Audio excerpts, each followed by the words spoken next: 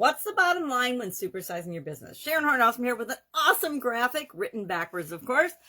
This is actually a sample financial statement. It's an income and expenses cash flow document that says, okay, here's my income, here's my expenses.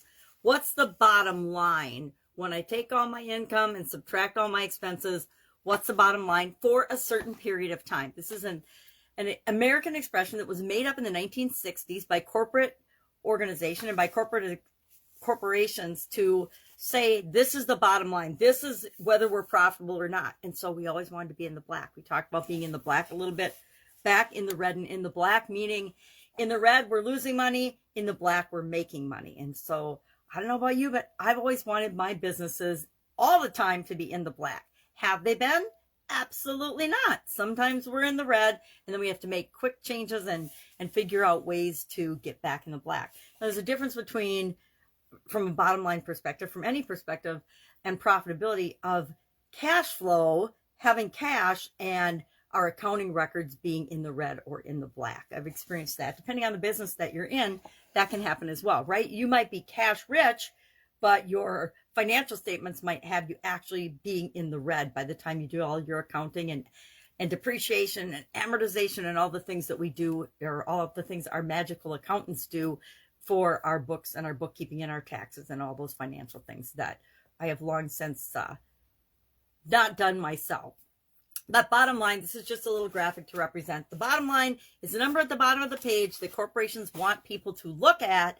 They don't really want you to go in and look at all the income and expenses necessarily. They want you to look at the bottom line. And if you're a stakeholder, they want you to be happy because the bottom line is a positive number. And it works in all of the different financial statements that corporations report, right? We want to see black on all of those documents, not just some of them. We want assets versus liabilities and owner's equity to balance out, but we want there to be more assets than there are liabilities with respect to any company that we are involved in. So how does this impact your business? What does it mean to your business? The bottom line. The bottom line is the final result of something. It's the most important consideration, or it's the most important activity or discussion. It's the most important part of something, the bottom line. So what is the most important part when it comes to supersizing and growing your business? For me, I want to be in the black, right? I want to be making a profit, but I also want to make sure that I'm meeting the other goals and objectives of my business, of my organization. And that includes things that aren't necessarily financial, even though we're focusing on financial well-being this month because we're doing the financial well-being for our annual challenge. There's other measures that are important that we keep track of to create the business that we want to see in the world, right? To create the type of business that we want to create. And those a lot of times have nothing to do with money, but we want to come up with ways to measure, key performance indicators, ways to know, are we moving toward what it is that we want, or are we moving away from it? Are we creating what we want to see in the world? And it's up to us to come up with, how do we measure that? How do we know? How do we know if we're having a positive impact on the world? How do we know if we're having a positive impact on our customers, on the economy, on our own personal environments, etc.? So we want to have goals and budgets, and depending on your organization and what you're creating, how much you budget is going to, and how strict you are at your budgeting process is totally up to you.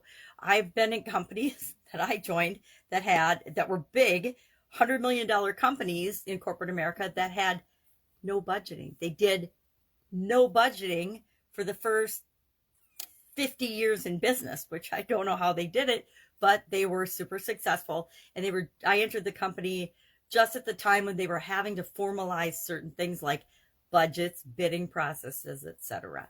So what are our goals? And do we need budgets to help us move toward those goals? Or what measurement tools are we going to use to know if we're moving toward our goals or not?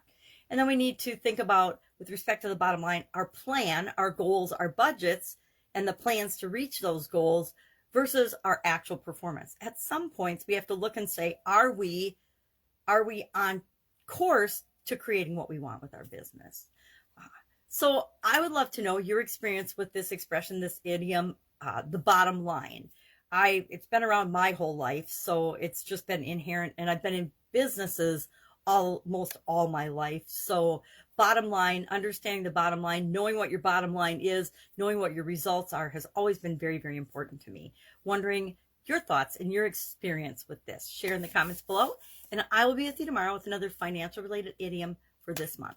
If I can help you in any way, if there's a financial idiom you're just dying to know the origin of, what it means, where it came from, and how you could apply it to your business, make sure you comment, because we only have a few more days left of this month. Have an awesome day, and I'll be with you tomorrow.